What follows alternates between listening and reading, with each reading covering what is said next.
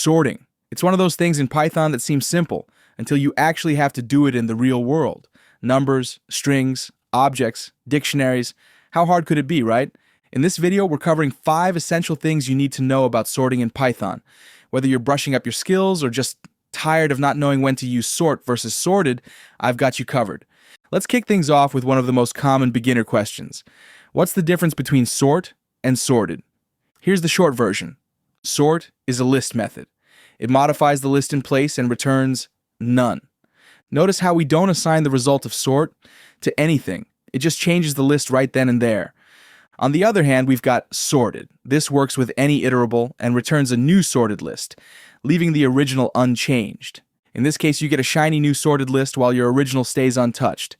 Handy when you need both versions. By default, Python sorts in ascending order, but then sometimes you might want to reverse that order. Maybe you're ranking players or showing top scores. That's where the reverse parameter comes in.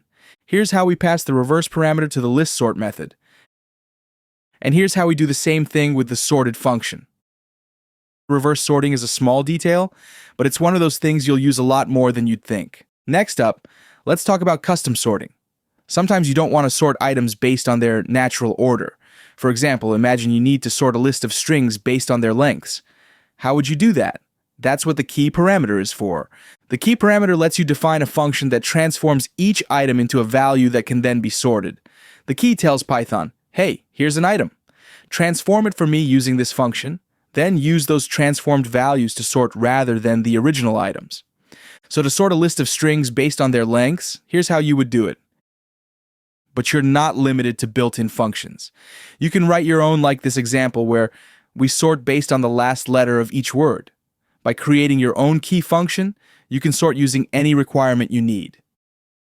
If your sorting function is short and sweet, you can use an anonymous lambda function. This keeps things concise with a one-liner.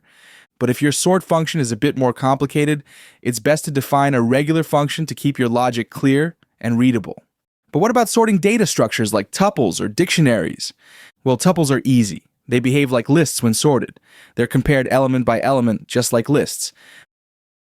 But usually when you're working with tuples, you'll want to sort by the second item, like age.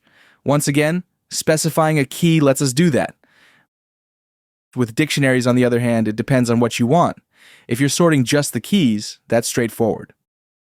But what about sorting by values? For this, we can use items and sort by the second item in each key value pair.